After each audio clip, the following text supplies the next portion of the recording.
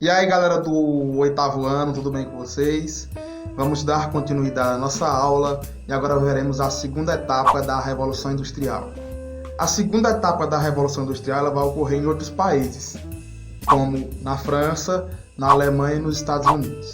E é exatamente na metade do século XIX, pós a primeira etapa vocês viram no vídeo anterior, que era entre 1760 a 1860. Então, depois dessa primeira fase tem início a segunda fase da Revolução Industrial. Nesse período, as fontes de energia foram diversificadas. Os cientistas conseguiram viabilizar a longas distâncias a transmissão da energia elétrica, por exemplo. E a energia elétrica ela passou a ser como a fonte principal de energia para as indústrias, para as fábricas. Outra mudança também importante dessa época é a utilização da energia elétrica para o uso público e doméstico. Um exemplo disso, as iluminações públicas, os postes de energia que a gente vê aí nas ruas que a gente anda, que ilumina a nossa noite. E hoje em dia é praticamente impossível viver sem energia elétrica. Até porque se não existisse a energia elétrica, vocês não estariam vendo aí meu vídeo, vocês não estariam aí no seu celular, que talvez nem existiria também, né? Enfim, a energia elétrica é de fundamental importância para o ser humano. Em 1879, o inventor estadunidense Thomas Edison inventou a lâmpada incandescente. Essa mesmo que a gente utiliza hoje aí nos espaços públicos e domésticos. Claro que a lâmpada que ele inventou na época era diferente das que a gente utiliza hoje, mas de fato foi um marco importante para a história do mundo, porque a iluminação antigamente era velas, né? Candeeiro, enfim, não era um material que recebia energia elétrica e ele iluminava. Então foi um marco importante para a história do mundo, para a história da tecnologia e das invenções do mundo. A mineração, que já vinha como sendo uma das principais fontes de capital, né, de dinheiro, de acumular capital, ganhou mais impulso exatamente também nessa segunda fase da Revolução Industrial, exatamente por causa da mudança das demandas pelo ferro e pelo carvão na construção das ferrovias, por exemplo. As ferrovias ficaram responsáveis por ligar a Europa praticamente todinha. Vocês podem ver aí no mapa aí as grandes linhas de ferro, né, as grandes estradas de ferro. E também foi uma das coisas que fez com que a Europa se tornasse o continente do primeiro mundo, um continente desenvolvido, exatamente pelas grandes ferrovias. Até porque as ferrovias elas conectavam os mercados consumidores e a ferrovia passou a ser um sinônimo de progresso, de país avançado, de civilização avançada. Obviamente que até o final do século XIX, a Inglaterra continuava sendo a grande potência econômica do mundo. Mas aí a concorrência entrou em ação e nesse período, no final do século XIX, vai ter aí uma grande crise. Pequenas empresas irão fechar, declarando falência, e vai ficar aí só as grandes empresas, que são aquelas empresas que têm um monopólio, ou seja, que têm o domínio sobre determinado mercado.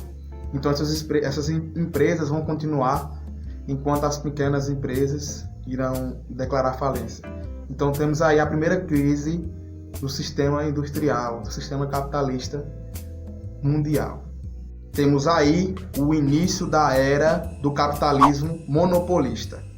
Monopolista, por exemplo, desse capitalismo monopolista, é exatamente assim. Uma empresa grande, ela detém sozinha o poder de determinado mercado. Vou dar um exemplo. Levando um conceito aqui mais para a floresta, Heraldinho tem, por exemplo, o monopólio do comércio em floresta, porque ele tem farmácia, ele tem o próprio mercado, ele tem coisa de material de construções, uma loja de material de construções. Então ele tem um monopólio do comércio. É uma empresa grande que tem um monopólio de todo um comércio. Entendeu? É um exemplo do que é o capitalismo monopolista. Monopólio é exatamente isso. É quando uma empresa grande tem o poder sobre determinado mercado.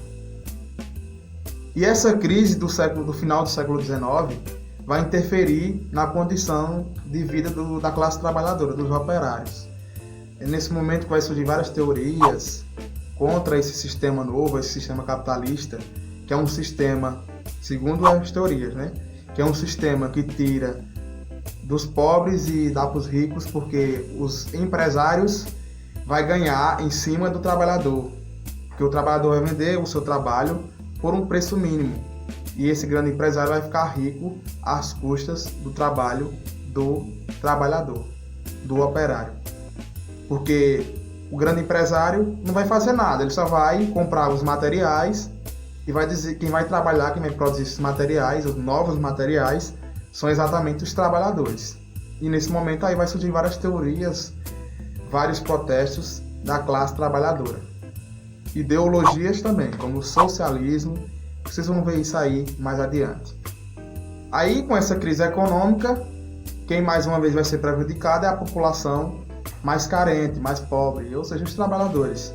Porque os governos, para solucionar essa crise, esse problema, vai aumentar os impostos sobre alguns produtos, e os mais pobres, mais uma vez, não vai ter o que comer, enfim. Não tem como falar em sociedade industrial sem citar o petróleo. Até a metade do século XIX, o petróleo era utilizado nos sistemas de iluminação. Com a invenção do motor a combustão, combustão é o ato ou efeito de queimar. Com a invenção do motor a combustão, na metade do século XIX, o petróleo se torna uma matéria-prima. Em 1859, foi perfurado lá nos Estados Unidos um poço, de petróleo. E aí o petróleo passou a ser a matéria principal para a indústria que utilizava o motor a combustão. Vocês sabem, que o petróleo é de fundamental importância para o nosso cotidiano, para a vida do ser humano.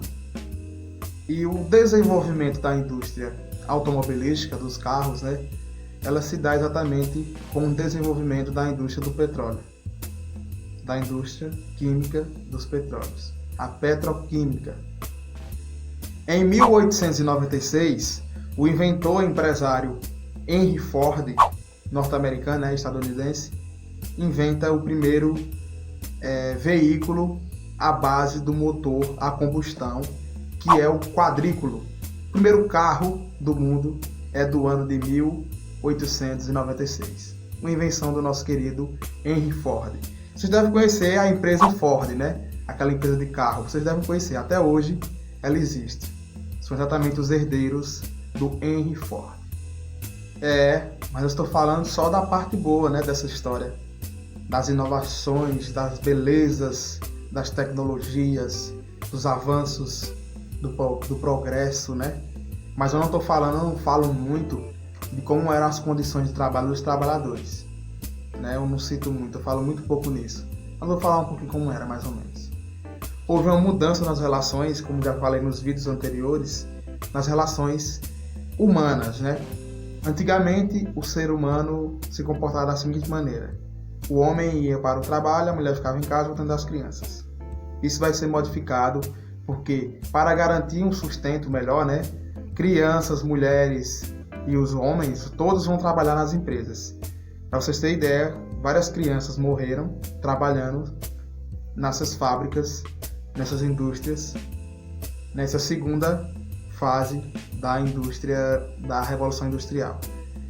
O trabalho infantil ele vai ser legal, não vai ter. Hoje em dia temos várias leis que proíbem o trabalho infantil, mas nessa época os trabalhadores queriam sobreviver e para sobreviver todos da casa deveriam trabalhar. Longas jornadas de trabalho, sem muito dinheiro no bolso, enquanto eles vendiam o seu suor, o seu trabalho, o grande empresário que ficava sentado ganhava milhões, faturava bilhões. Eu não sei se você já ouviu, se vocês já ouviram essa expressão, tempo é dinheiro. Se já ouviram, essa expressão é exatamente dessa época. Por que o tempo é dinheiro? Porque quanto mais o trabalhador trabalha, quanto mais tempo ele trabalha, mais ele vai ganhar um pouquinho de dinheiro, o trabalhador. E quanto mais tempo o trabalhador trabalha, mais o empresário vai ganhar dinheiro. Por isso tem essa expressão, tempo é dinheiro. O relógio vai ser uma das peças mais vendidas dessa época. todo mundo queria ter um relógio. Relógio era sinônimo de poder. Entenda isso, pessoal.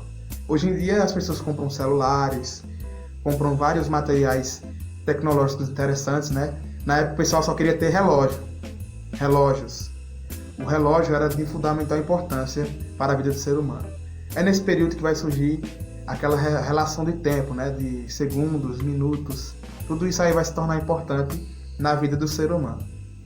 Alguns historiadores afirmam que essa segunda etapa, essa segunda fase da Revolução Industrial, ela vai durar 85 anos, que é de 1860 a 1945, com o final da Segunda Guerra Mundial, que segundo eles ali é uma nova etapa das indústrias, porque é nesse período que vai surgir as bombas atômicas.